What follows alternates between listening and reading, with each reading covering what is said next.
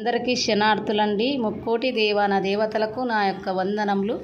శ్రీ శ్రీ రేణుక ఎల్లమ్మ మల్లికార్జున స్వామి కళ్యాణంలో ఒక శివశక్తి శిగము ఊగుకుంటా యాప పుల్ల ఇడిసి పక్కకేస్తుంది చూడండి.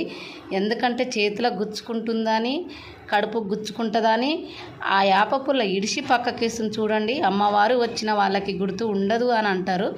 ఎందుకంటే ఉప్పలమ్మ నీడ ఉందంట ఆమె మీద. ఆ ఉప్పలమ్మ ఎంత శక్తి ఉంటుంది. ఉప్పలమ్మ అంటేనే పరశురాములండి. పరశురాములు అంటేనే ఎల్లమ్మ కొడుకండి.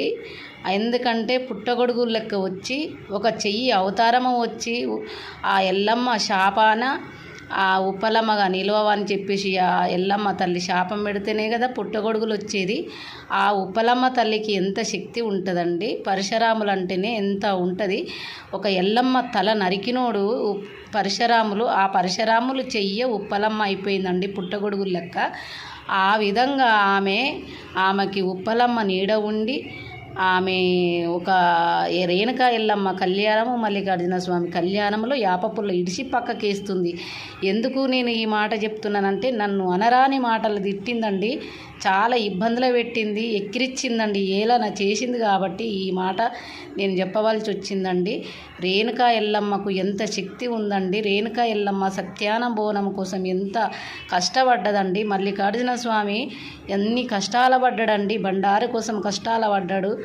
ఆ ఎంత కష్టపడ్డదో ఆ భగవంతునికి తెలుసు. ఈ రేణుక ఎల్లమ్మకు తెలుసు, నాకు తెలుసు ఎన్ని బాధలు పడ్డానో. నేను బాధలు పడ్డా. రేణుక ఎల్లమ్మ మల్లికార్జున స్వామి వచ్చి నన్ను చాలా ఇబ్బందులు పెట్టారు. ఎందుకంటే వామిటింగ్లు అయ్యి వాసన పడక మల్లికార్జున స్వామి చాలా కష్టాలు పెట్టిండు. కాబట్టి నేను ఒక భక్తిగా ఉన్నా కాబట్టి నేను చెప్పవలసి వచ్చిందండి. ఒక పేకు మనిషి నిజమైన భక్తురాలే తెలుస్తలేదండి.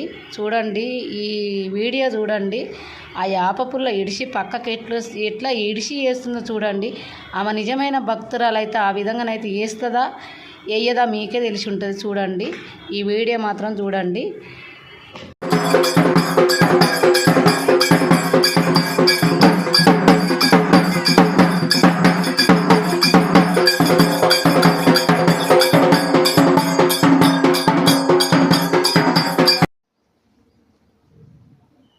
మీ అందరికీ శనార్థులండి. ముక్కోటి దేవాన దేవతలకు నా యొక్క వందనములు. శ్రీ శ్రీ రేణుక ఎల్లమ్మ మల్లికార్జున స్వామి కళ్యాణం చేసినాం కాబట్టి నేను అగ్ని పరీక్ష పట్టుకుంటున్నా చూడండి.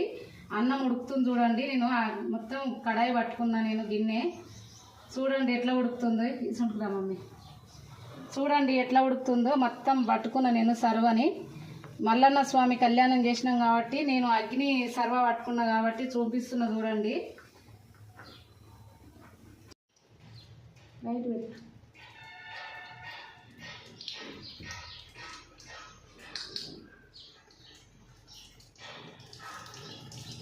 మీ అందరికీ శనార్థులండి. ముక్కోటి దేవాన దేవతలకు నా యొక్క వందనములు.